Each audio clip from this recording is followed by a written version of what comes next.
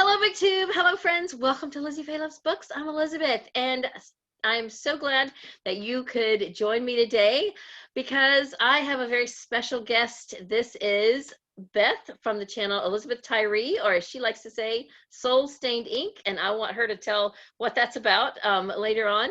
But I'm so glad she could join me today because, as you guys know, I am one of the co-hosts of March Mystery Madness, and there's another big readathon happening in the month of March. That is middle grade March. And Beth here is the first one several years ago who coined the term middle grade March Mystery Madness. And her and I have a history of reading middle grade books together that goes way back farther than middle grade March because we have co-hosted middle grade May together with the creator of that, Akos, from the channel Akasa with K. And it's still to be determined whether there's going to be a middle grade May this year or not. But since we are getting ready to launch March Mystery Madness and middle grade March is starting at the same time all throughout the month of March, I thought it would be fun to come on here with Beth and just chat about some middle grade mysteries. So first I want her to introduce herself and tell a little bit about her. She is a mom, an author, a booktuber, a teacher of middle grade students, and has read probably a lot more middle grade books than I have, and I've read quite a few. So anyway, Beth, let's let them hear about you. Well, I think you did a pretty good job, and I'm sure we're kind of neck and neck on how many middle grade books we've Only read. because I'm older, maybe. I don't know. You read a lot. But like you said, my name is Beth. I am a junior high teacher. This year I've only got 7th and 8th grade. I've had 5th and 6th grade previously, and we are looking to add 6th grade to who I'm teaching next year as well. Hopefully, fingers crossed. I have a fabulous co-worker who teaches the 6th grade right now, but I miss having them in class. So hopefully they can, give her something else and I can have them for ELA or reading or something. But I do most of my teaching through novels. So we do a lot of our ELA vocabulary, editing, revising, whatever we do with sections from a novel we are reading. And I feel like words are just the best thing ever. Like you said, I'm an author, and that's where Soul Stained Ink came from. I wrote a poem a decade ago, and I can't even remember exactly how it goes right now, but part of it is that all I am is soul stained ink, because I am addicted to colorful gel pens and notebooks and putting them together. So you're not covered in tattoos. It's the writing ink. I am covered in tattoos, but that's I have. In fact, I have one right here. I don't know if my sleeve will come up. I don't know if my sleeve will come up. You can see the bottom. It's an owl sitting on a book and has a little coffee mug. Oh, cute. My sleeve's too tight to show it. But yeah, I do have a few. I am not head to toe though. And Soul Stained Ink really does pertain to my gel pens and notebooks. Yes. But I have an 8-year-old and an 18-month-old, and we read together all the time. And it is really true that the second child just does not care. Elena will get really into it and be like, oh, it's scared of things. And Melody Raylin is just over here going, duh. Well, she's got plenty of time. She does. But we watched Harry Potter and the Sorcerer's Stone the other day, and she was just like yelling at Quirrell. And Elena's over there like, oh no, he's going to get Harry. And Raylan's like, no, sir, no. She gets into the stories. Awesome. Okay, well, so what Beth and I have done is we've gone through and looked at the prompts for both March Mystery Madness and middle grade March. And we have what we think are perfectly acceptable books that are middle grade books that all have, if they're not straight up mysteries, they have a mystery element. And almost everything that we are going to talk about today are books that we've read and that we can recommend. A few of them we've both read, but we each have an example for each of the prompts. So let's just get started. We're going to go ahead and start with the middle grade March prompts, because there's 5 of those, and then there are 8 middle grade, there are 8 March Mystery Madness prompts plus a bonus, and we'll try not to take too long, but you know, we get excited when we start talking about middle grade books, and especially middle grade mysteries, because, you know, March Mystery Madness and everything. So here we go. The first prompt for middle grade March is Silhouette. So I'm going to let Beth go first. She's got a really interesting one for Silhouette. All right, I've got The Island of Dr. Libras by Chris Grabenstein.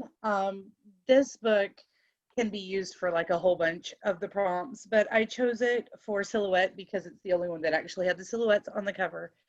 And basically, this little boy named Billy, I think he's 11 or 12, he's staying at a lakeside cabin with his mom, and the cabin belongs to his mom's boss, Dr. Libras. There's an island in the middle of the lake, and he keeps hearing noises and quotes from books. And as he spends more and more of his summer without technology, because Dr. Libras doesn't allow this technology in his cabin, he starts hearing more and more things coming from the island. And when he goes over there, there's like Robin Hood shows up. There are fairy tale characters, popular mythology characters. I'm trying to remember exactly who. That's very bookish. Yes, it's just all sorts of craziness, and it is kind of mysterious, like how are they there? Why are they there? How are they showing up? Fun. It's a lot of fun. Very fun. Well, what I have is Charlie Hernandez and the League of Shadows. This is the first in a series, and I chose this because it has silhouettes on the cover. The only thing I'll say about this, it also is not, it's not your straight up mystery. It's more of a mythology adventure. It is about Hispanic mythology, but there is definitely a lot of mysterious elements. And this is one of our Sunshine State books for, I guess, for this year, either this year or last year. And so I have read it, and I will be talking about it more when I do that wrap up of the Sunshine State. I think I'm putting that one on my TBR. Yeah, she was saying that really she good. was looking for something mythological for a unit coming up. So that should work. And it was compared to Percy Jackson. In fact, in my own Goodreads review, I wrote that it was the Percy Jackson for Hispanic mythology. All right, so the next one is a book with strong family ties or family values. I don't know the exact prompt. I just wrote family. So something with a strong family element. What do you have for that one? I have Carlos Ruiz Zafon. He is my favorite adult author. I love his way with words, and he has 3 middle grade books. All 3 of them have strong family ties and mysteries in them, but I chose The Prince of the Mist. This is about a family who flees the city during wartime and moves to a house on the coast, and there was like a mysterious drowning and mysterious things around the house that they've moved into. So it's kind of paranormal. There's this creepy guy that shows up and they're not sure who he is or why he's there, and like ghostly elements. And it's I'm not going to say anything else because it would give too much away, and I want you to go into it blind, but I want you all to go pick up this and like everything else he's ever written ever. Yeah, she was telling me about this, and I did not know that he had any middle grade books because, in fact, Beth and I have buddy read all the first 3 of the Cemetery of Forgotten books, which is the Shadow of the Wind, and what's the second one? Angel's Game, or is that Angel's the third Game? one? Yeah. I can't even think now. But anyway, we've read the first 3, and Shadow of the Wind, we're already Angel's set Game. to buddy read the 4th one because it is translated now into English, and I looked it up and it's a doorstop. It's gigantic. So we're going to tackle that one this summer when she's out of school for the summer. And I can't even think of the title of it now, but he writes creepy The very well. Labyrinth Yeah, something. yeah, something like that. Anyway, okay, so what I have for family, I have a couple here. An old standby that you can always read for middle grade March Mystery Madness is a Nancy Drew. The relationship between Nancy and her father is very strong, even though her mother has passed away. I think the father-daughter bond is just a very strong bond, and you can't go wrong with a Nancy Drew. Also, I have this one that was a Sunshine State book a couple of years ago, and this is called Greetings from Witness Protection, and this is by Jake Burt. This is a very interesting dynamic. It's about this girl who was, she had been in and out of foster homes, and the witness protection people come to her and want to put her in a family that are going into witness protection in order to change their family dynamic. And also because she's so street smart, they think that she can maybe help to protect them and help make sure they don't do anything stupid and all of that. And even though they go in this witness protection, not a family, it's just really wonderful to watch them grow together as a family unit. And I thought it was fantastic. I rated it 5 stars, and I would highly recommend it. One other one that we've talked about before, I think both Beth and I have talked about this when we've done middle grade mystery videos, is Theodore Boone. Theodore Boone is a kid lawyer because his parents are lawyers, and they have a very strong family dynamic as well. So you can't go wrong with that one. Okay, moving on. The next middle grade March prompt is travel adventure. What do you got for that? I've got Tunnel of Bones, which actually this is the second book in the Cassidy Blake series by Victoria Schwab, and the first one is called City of Ghosts. But this could also be for family because Cassidy is the only child of 2 television personalities, and she can see ghosts. Her parents film a paranormal television show. One of them believes in ghosts, the other is very skeptical about it. Neither one of them knows that she can see ghosts. And so in the first book, she is trying to figure out, I believe they're in Edinburgh, and she is trying to discover what's going on with this mysterious ghost that she's been seeing around, and it becomes a huge thing. And then this second book, they are in Paris, yes, and she ends up going down into the Tunnel of Bones, and there's like a little boy playing hide and seek, and she's trying to figure out like why this little ghost boy is doing this, and there's a huge mystery involved. And then book 3 actually comes out at the beginning of March, so I'm super excited. Is it going to take place in another country? Like, yes, it'll be in a different country each? Oh, that's neat. I'm not sure where it's taking place, but I know that it's in a different location because they're going around the world to these different locations to film, and then Cassidy is coming up with these. I would show you the actual first book. I own 2 copies of City of Bones and City of Ghosts and 2 copies of Tunnel of Bones. Both City of Ghosts are checked out by students right now, and my other Tunnel of Bones is checked out by a student who had just brought back City of Ghosts. So they're very good, and the kids are passing them around. So, you know, that's a big thumbs up from kids who don't really read all that often. Yeah, that says a lot. If kids are reading them, I mean, it's one thing for adults to read middle grade, but if the kids who they're actually written for are reading them, then that tells you something about the book. That's awesome. Okay, so that was for travel adventure, right? Yes. Mm-hmm. You know, when you were talking about that, that reminded me that I think I have learned more geography from reading middle grade books than I have like just from nonfiction sources. The Nine Clues series is also a really good one for travel, adventure, and to just learn some history and geography. So that's a fun one that I didn't even think about. Okay, what I have for that one is a shorter trip, but it's definitely one that is near and dear to my heart. It's a Newbery winner. It's the first Newbery winner I ever read, Mrs. Frisby and the Rats of NIMH. Also kind of a fantasy book, because Mrs. Frisby has to take a journey through the field to get to the rats who are going to help her and her family. And so I'm considering this to be enough of a travel for a little mouse to get across a field. That's a good bit of traveling, and it's definitely an adventure, and it's one that I have fond memories of reading as a kid.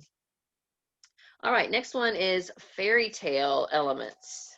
What do you have for that? I have The Lost Track of Time by Paige Britt. This has fairy tale elements in it, and then it can also go for time when we talk about it in a little bit. But basically, Penelope is the main character, and she really wants to be a writer, and she thinks she's good at it, but she has to hide her writing. Her mom has her scheduled down to like the millisecond. Oh, wow. And like she keeps telling her, get busy, be more productive. You've got to do all this stuff I have scheduled for you. Writing is not productive, etc. But then one day, Penelope wakes up and discovers that somehow, some way, her mom missed scheduling that day. There's nothing on it.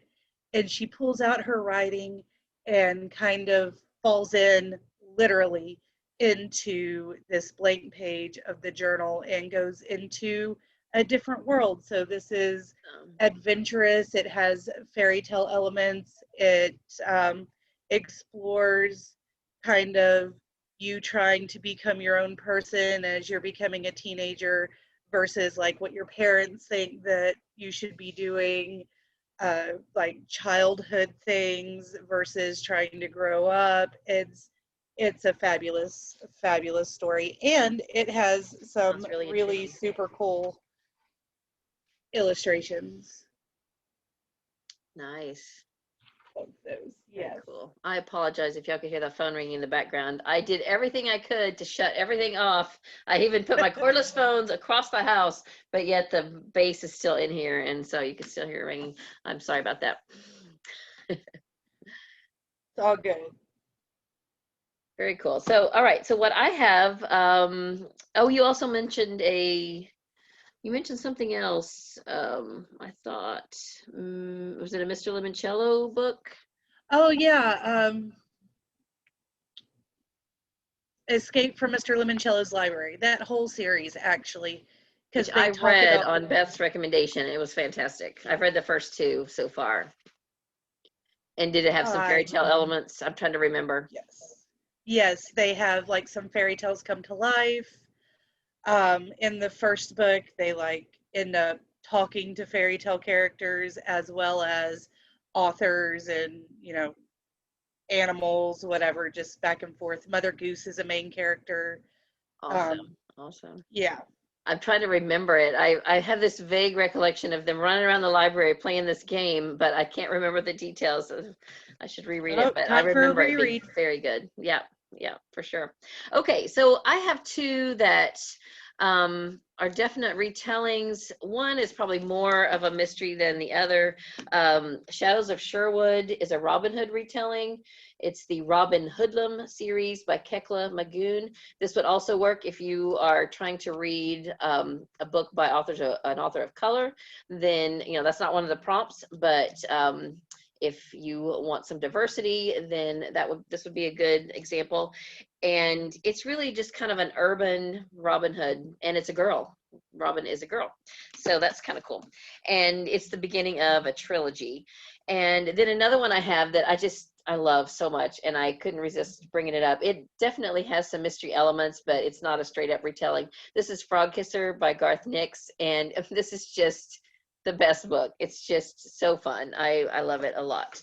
And that's all I'll say, because Frog Kisser should be enough of a description.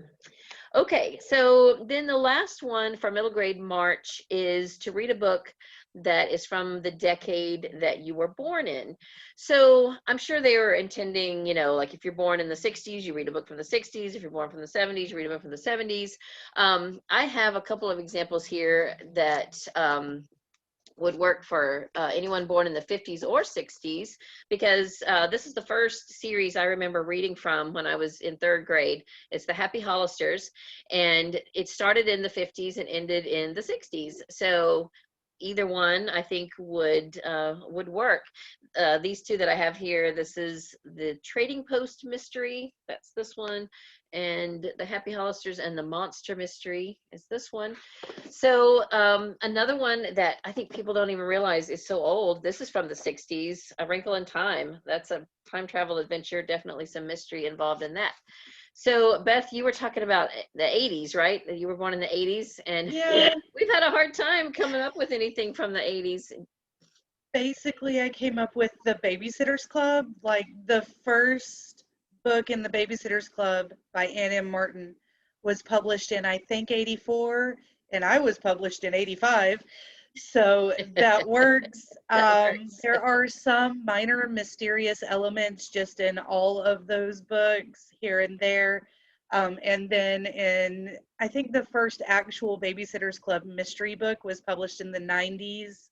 But, if you're looking for in the 90s, or you were saying, if you were born in 85, the decade, you could go 80 to 90. But if you were Oh born in yeah, 89, 85 to 95.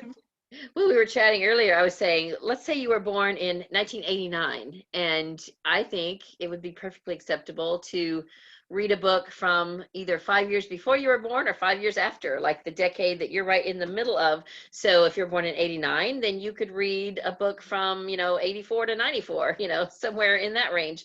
So, if you can't find anything that's exactly in your decade. So anyway, another suggestion I would say is look on the Newbery list. Not all Newbery winners are mysteries, but there are several that have mystery elements, and you could possibly find a Newbery winner from your decade that that would be acceptable to read. That would be a middle grade mystery or a middle grade book with mystery elements.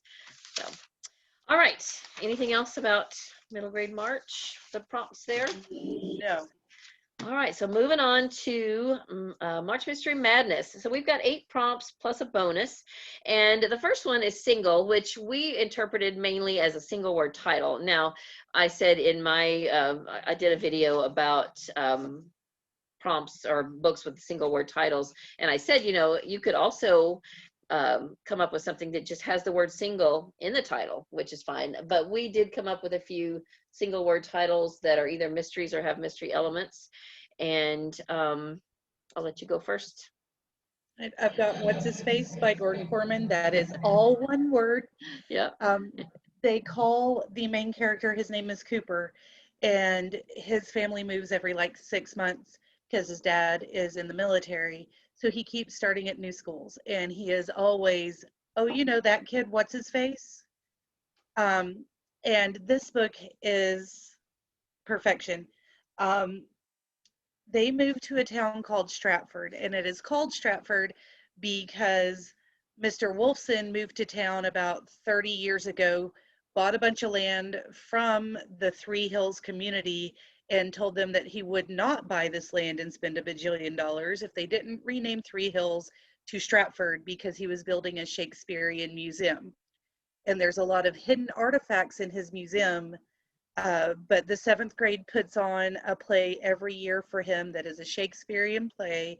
So Cooper moves in and he becomes part of this play, and then all of a sudden his brand new smartphone starts glitching, and he comes to find out that there is a 15th century or 16th century, I'm sorry, ghost living in his phone, haunting him, Oh who claims to have been the original author of Romeo and Juliet. Wow. It's hilarious. Yeah, Gordon Corman, I've read a couple of his books. I haven't read that one, but he's got a really good imagination. So that sounds fun. I'm going to add that to my I'm TBR. currently teaching it to my 7th graders, Oh, and fun. we are loving it. Are they liking it? That's good. Yes. That's awesome. So another one that Because Beth Roderick brought up. Northrop is hilarious. What's that? Roderick Northrop, who is the ghost, he's learning new turns of phrase, and he comments a lot on like, well, I died of the plague and I was living in pestilence, and look at you with your shiny white kitchen. And there's a lot of commentary in there that's hilarious. And then the kids stop and go, wait a minute, really? They didn't used to have toilets? What? Oh, and then that's a whole teachable moment right there. So that's good. A lot of them, yeah. Another one you brought up that I have a copy of here is holes. Definitely a mystery. You know, why are they digging those holes? If you've only seen the movie and you've never read the book, definitely you should read the book. I think it's fantastic and would work for single word title. One I've talked about before, it's a series of 3 and maybe 4 books now. Maybe there's only 3 so far.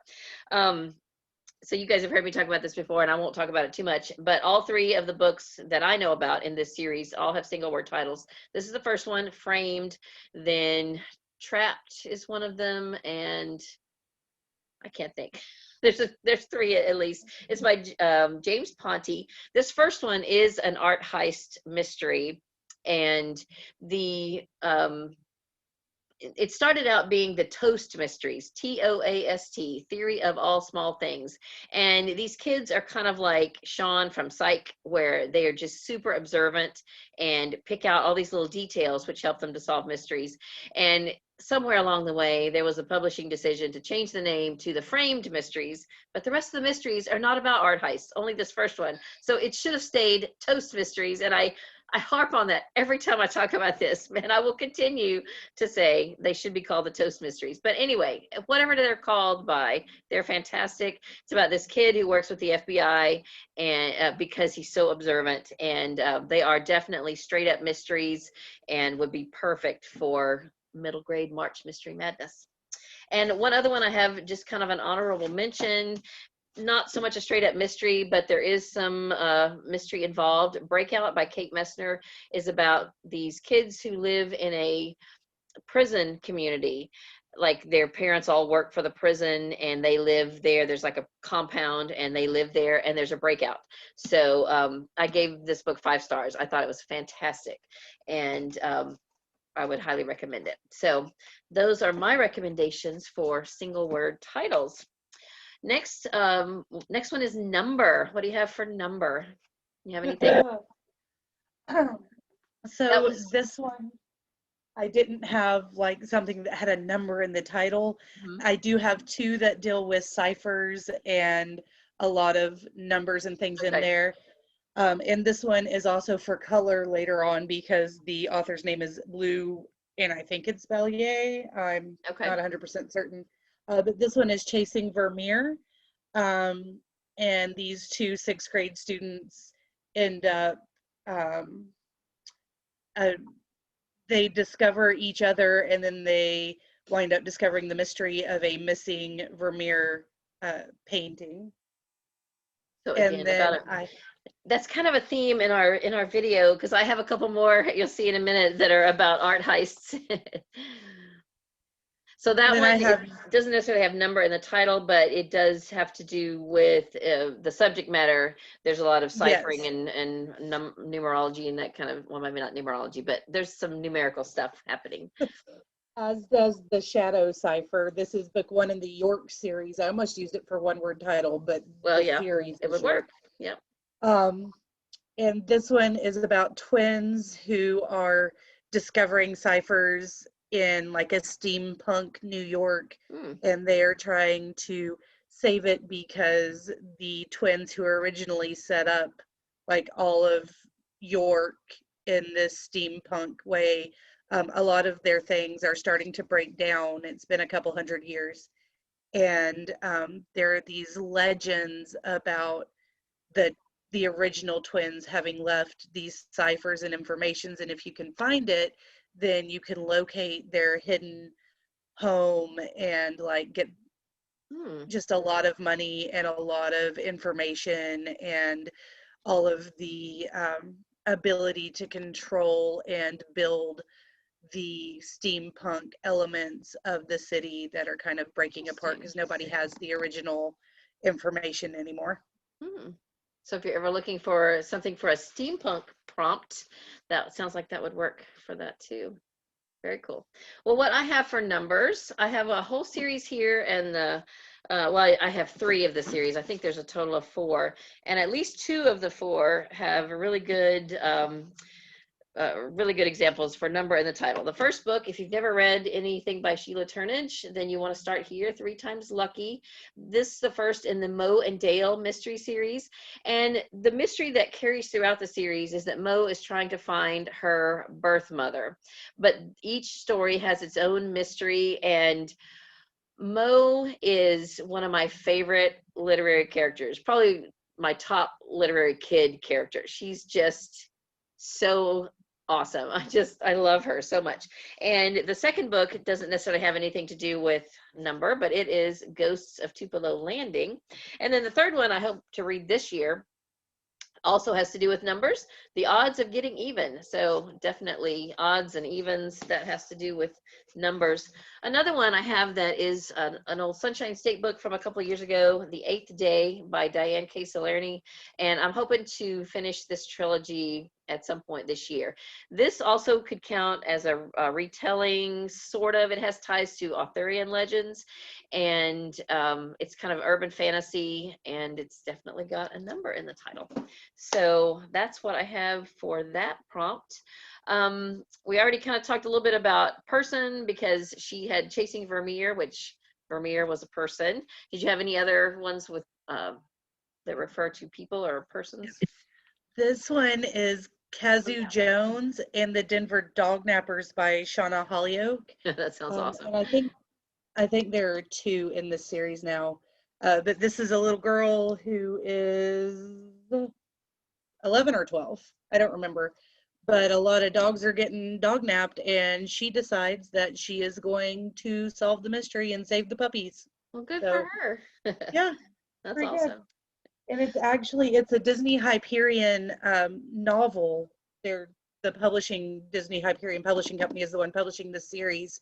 And I have heard rumors that Disney Plus might be getting an actual show based off of these in like a year or 2. But Okay. like that they're kind of looking into it, which I think would be awesome, because that is, you know, she is a very strong, independent young girl. Yeah. We don't have nearly enough of those. So the one I have that I want to recommend is The Van Gogh Deception by Darren Hicks. And this was a Sunshine State book a couple of years ago. This, again, is about an art heist, so definitely would work. Just an honorable mention, and this goes back to, I think, the 70s, The Westing Game. So Westing is definitely a person. And then to kind of transition into, this one could count as person or place. And Beth and I have both read this, City Spies by James Ponti. Now, James Ponti also wrote Framed. And this one I just read earlier this year. It is about a kid. I was telling her, it kind of reminds me, it has some parallels with Greetings from Witness Protection, in that it has this street smart kid who, in this case, she's a hacker. And help me, I think you're teaching it right now, right? Or you taught it recently? So you finished telling it. You're better at telling about this one than me, and I'll keep holding it up. So the main character is a hacker, and she is in like a really bad foster home situation. She hacks into her school, and I think possibly also into like the foster home, like DPS computer system. And a British spy, like the M6s, they come in and offer her a chance to like work with them, and she ends up in a group of all kid spies, as the hacker for them. And they travel. It's been a while since I read it. They end up traveling to a couple of different places, so this could be for travel. It's definitely a found family, so if you're looking for more of that, that could be part of like the strong family ties. Okay. Yeah, it's adventure, it's mysterious. We're trying to figure out what's going on. It's like James Bond, but with kids. And Fun. Yeah, yeah, that's it's awesome. great. So this, I think, is one of the Sunshine State books for this school year, but it was one of the very first ones I've read. And there was several, I listened to like a bunch of them on audio all in 1 month. So I'm going to have to go back and refresh myself on it. But I remember it being really good. So thank you. It was awesome that we had that one in common.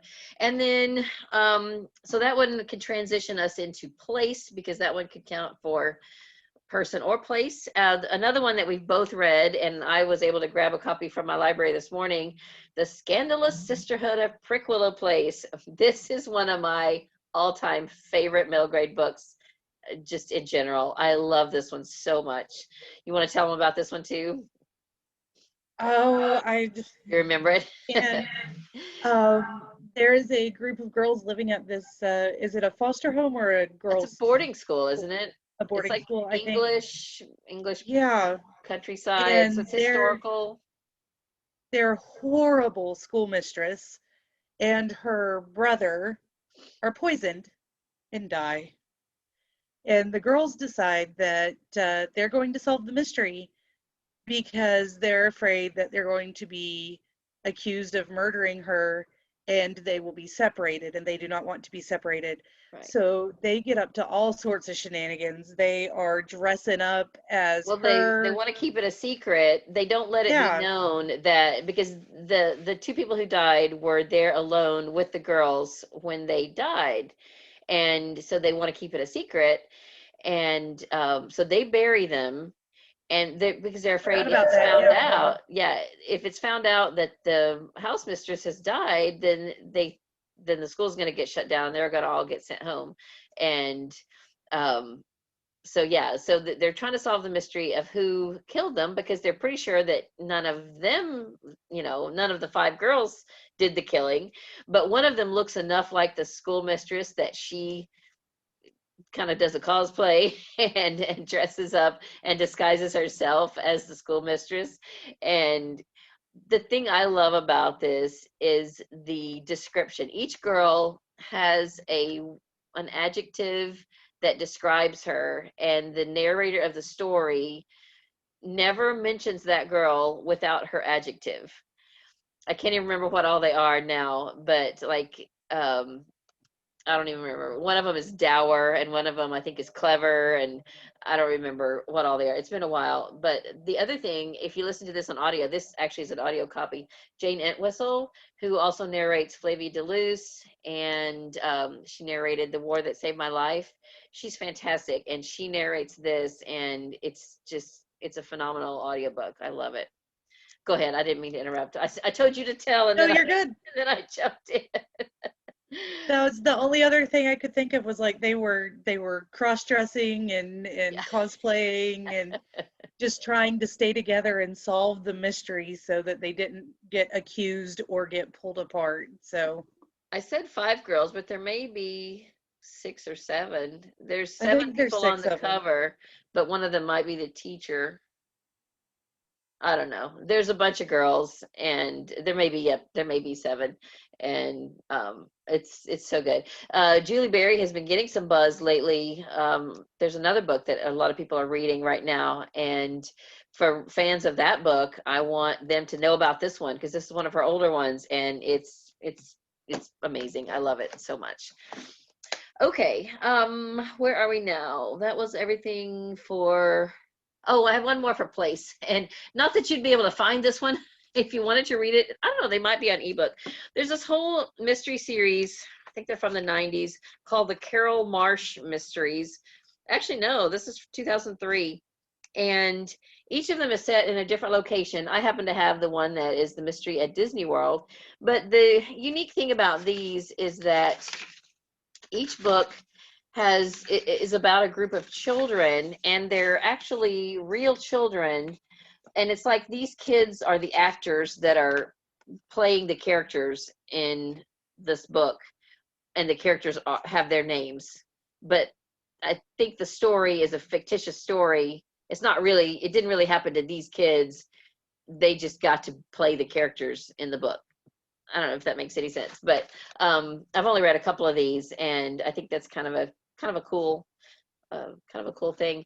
There is at least 12 of them, and they each take place in a different location. Like there's one that takes place at the Alamo, and one that takes place in New York City, at the White House. So they're all over the place, and kind of fun. If you can get a hold of one, check your library and see. And they could really be elementary as much as middle grade. They're not super long, so older elementary for sure could read one. I've All got right. You got another place one? I do. I have Welcome Wonderland? to Yes. Wonderland, Home Sweet Motel. I almost forgot about this one. I promise I'm done talking about Chris Grabenstein after this. It's okay. He's a great author. He's so fun. He's awesome. He's one of my favorite people. He's just hilarious. But this one follows P.T. Wilkie, and he and his mother live at the Wonderland Motel because his grandpa owns it. And so his mom's running it, trying to keep it from just going under. But it's a motel in Florida that is one of those old-time kitschy motels. Yeah, awesome. Has just all sorts of really cool stuff around it. But they're trying to save the motel, and there's also kind of a mystery about, like, years and years ago, somebody did like a jewelry bank heist sort of thing, and so that's wrapped into this, like, these thieves may or may not be back at the motel looking for what they left behind, and they're trying to figure out why this other hotel down the road is stealing their customers, and how are they going to save the motel. And yeah, it's just great. I think there are 3 out in the series now. I've got the first 2 and have read the first 2, and they're just absolutely hilarious. The dynamic between the grandpa and the mom and PT is also really awesome. And then he's got a best friend that moves to the motel, and she and her dad are living there now. It's just really good. Well, you had me at Florida, and then when you started talking about that it was funny, and if it's got a grandpa character, then yeah, that has all my buzzwords. So I'm definitely looking to see if my library has that one. That's awesome. That sounds really fun. So go ahead then and talk about your weather one that you had. Okay, this is a stretch. That's all right. But I have Stretching is good. Stretching is good for I the have body. Strange Star by Emma Carroll. Yep, just read that. And I use it for weather because this is actually a Frankenstein retelling. Ooh. And what is like the biggest part of the beginning of Frankenstein? A huge storm giving electricity. But it's not as simple as that. So it starts out, I'm just going to read you the very beginning of the summary. It says, one stormy June evening, 5 friends meet at Villa Diodati, which is the summer home of Lord Byron. After dinner is served, they challenge each other to tell ghost stories that will freeze the blood. But one of the guests, Mary Shelley, is stuck for a story to share. Then there's an unexpected knock at the front door. Collapsed on the doorstep is a girl with strange scars on her face. She has traveled a long way with her own tale to tell, and now they all must listen. Ooh. And then she tells like what then eventually becomes Mary Shelley's Frankenstein. Oh my goodness, how cool. I just wanted to say I scheduled our Zoom meeting for 2 hours, and then her and I chatted for like a whole hour. So now the time that I scheduled the meeting for is up. So if it kicks us off, then my apologies. If it cuts off, we'll come back on and finish this. So just wanted to give you fair warning. But otherwise, we're going to keep talking until we get through our list. Let's see. So that was your weather. All right. So what I have for weather is kind of a futuristic it's called Eye of the Storm by Kate Messner. This is my second one by Kate Messner that I have mentioned today. And this takes place in Oklahoma. I don't know if I told you that, Beth. No, you Beth didn't. is an Okie like me. We're both from Oklahoma originally, right? She lives in Texas now. You're not from there I'm originally? originally from Texas. You are originally from Texas. Okay, so you're a Texan then. Okay, I'm originally from Oklahoma, and but Beth did live there for a while, and so I live in Florida now. And but anyway, I love to read stuff, you know, that's set in Oklahoma. This is a really kind of creepy. It's about this controlled area where they have the controlled environment where no storms can get in, and uh, there's like the kids who are in the main characters, their parents, I believe, are the scientists who orchestrate all of that. And then, of course, you can imagine when you have anything that's utopian in any way, things are going to go wrong. And so I thought it was really good. And, you know, I love that it's set in Oklahoma because we all know Oklahoma is the place for tornadoes. So it's pretty cool. I mean, not tornadoes, but that story is good. Is good. They had an ice then tornado last week. you had a tornado last week? No, up in Oklahoma, one of my friends sent me a video of an ice tornado that was going in What? the storm. Yeah, Okay, that's just craziness. crazy. Oh my goodness. Next, you're going to tell me there's really sharks in it or something. Oh Lord, I hope not. Have you ever seen Sharknado? I try to avoid that. Oh, I know. We've, Katie got in the mood to watch those, and we checked all of them out from the library last year, and we sat through every one of them. Not all in one night. We watched like 2 a night until we got through all of them. It was hilarious. Anyway, next is color. That was the hardest one for me.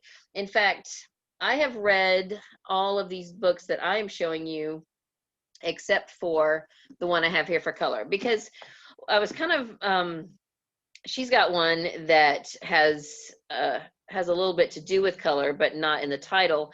And I was thinking of one that has color in the title, but it's not really a middle grade book. It's got a middle grade protagonist, and that is book 3 of the Flavia de Luce series by Alan Bradley. That is Red Herring Without Mustard. So not a middle grade book, but a middle grade protagonist. And then Beth, tell us about the one you were gonna mention. Was it the Holmes one? Yeah, I've got the Enola Holmes mystery, The Case of the Peculiar Pink Fan. So it actually does have the color That's in right. the title. But it's like and the those are third by or fourth Nancy one or Springer. something. Yeah, it's the 4th one. Okay. I've only read the first one. There are 6 books in the series right now, and I ordered them all, and I was going to have it to hold up and show to you.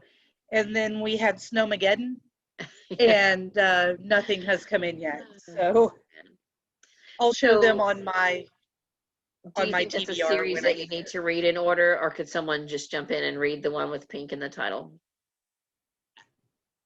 I think you can just jump in at any point, but again, I've only read the first one, so Tell us I the don't premise. have any It's idea. the sister of Sherlock Holmes, right? Oh yeah, Enola Holmes is the much younger sister of Sherlock and Mycroft, and Nancy Springer just thought, like, what if Sherlock had a little sister?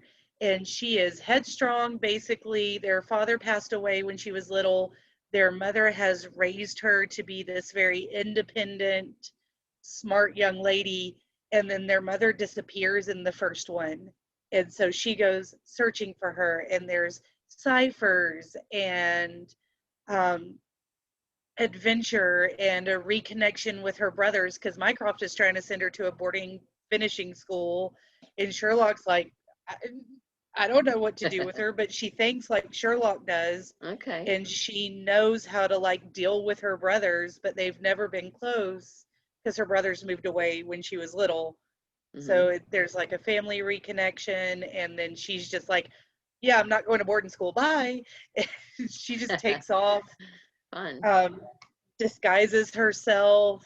Yeah, it's hilarious. Awesome. Yeah, that sounds like something I would enjoy. I tried the first couple of Sherlock Holmes stories, and I didn't love them, but I enjoy watching like adaptations more than actually reading the books. They turned the first Enola Holmes book into a Netflix movie. Oh, Cool. So Okay. it's really good. But Yeah, should I read that's the how I book found out first? they were books, actually, because I watched it and it said Oh, okay. based on the Enola Holmes mystery series. And I Oh, was like, fun. Ooh, awesome.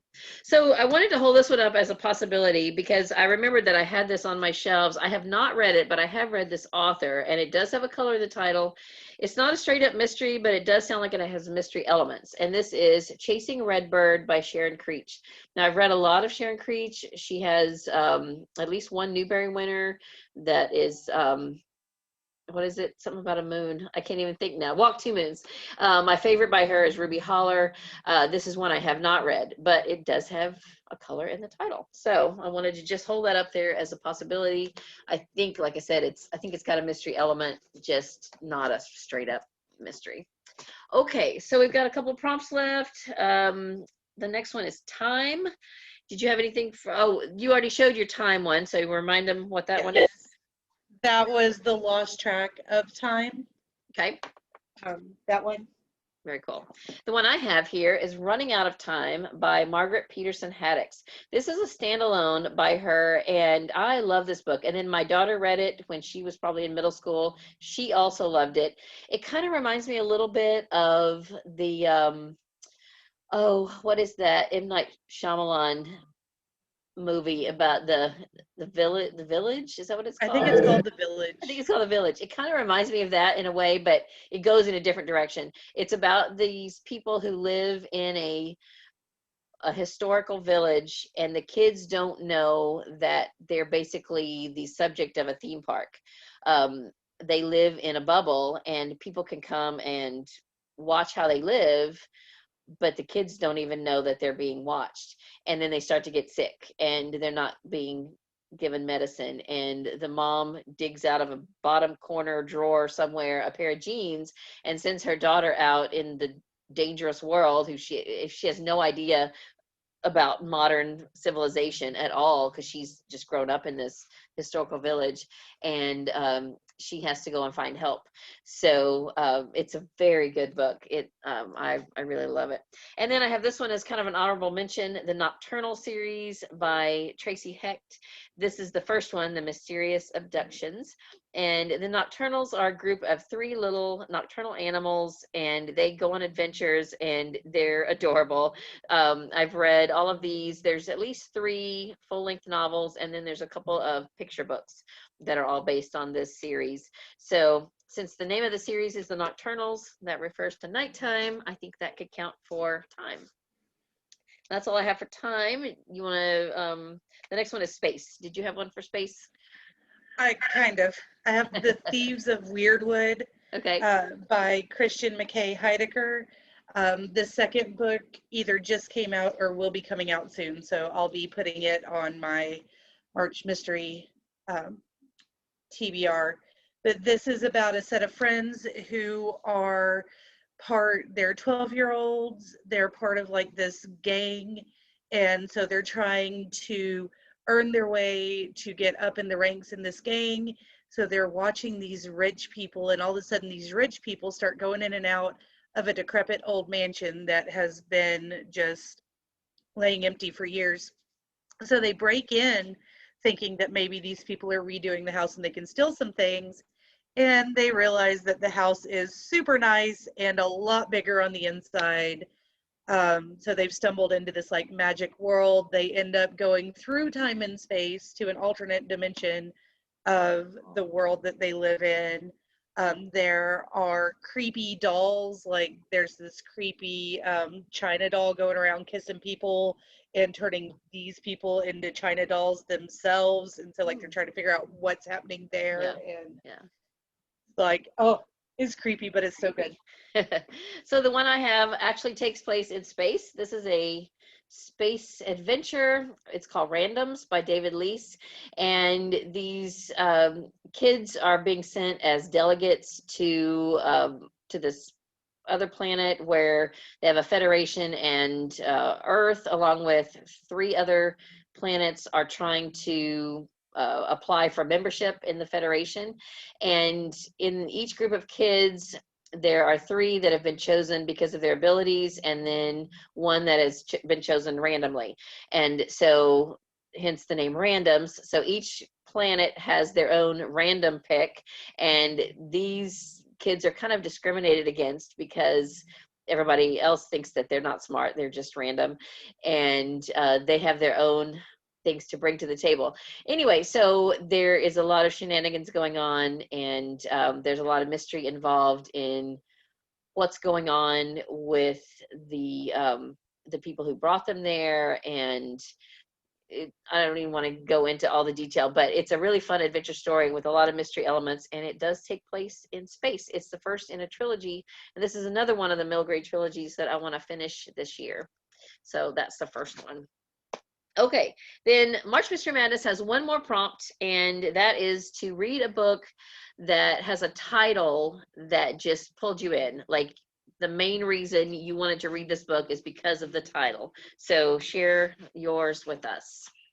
All right, I will very quickly. I need to head out to go pick up the baby. Okay. So, Okay. but before I go, I will share this final book. It is The Science of Breakable Things by Ty Keller.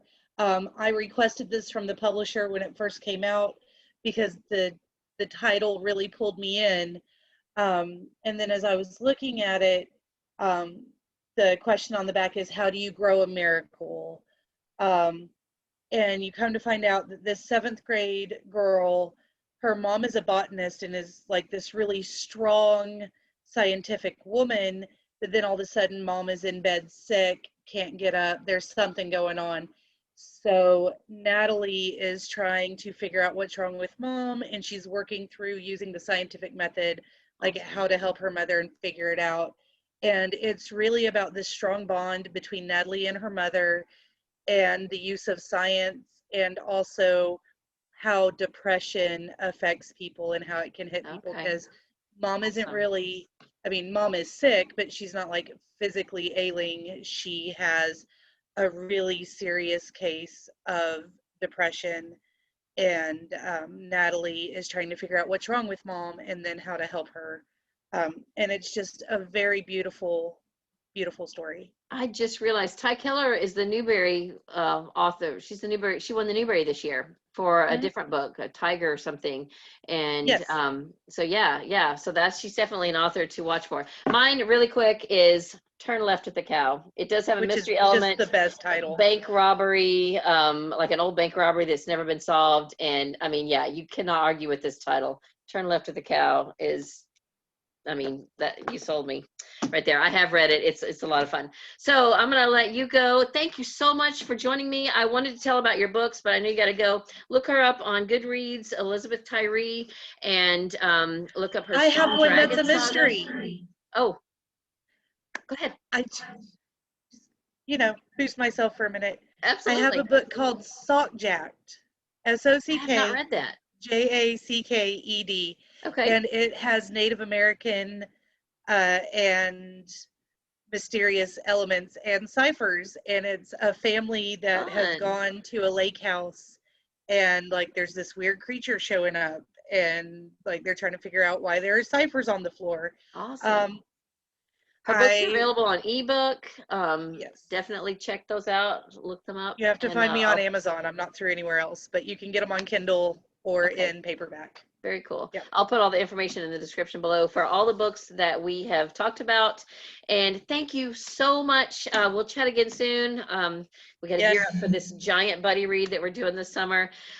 Everybody out there, thank you so much for watching. I hope that you have a fantastic middle grade March Mystery Madness, and that you find some fantastic middle grade mysteries to read, and I hope that we have helped.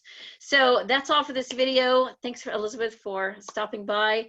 You guys have a great day. Read a good book, and God bless you. Bye.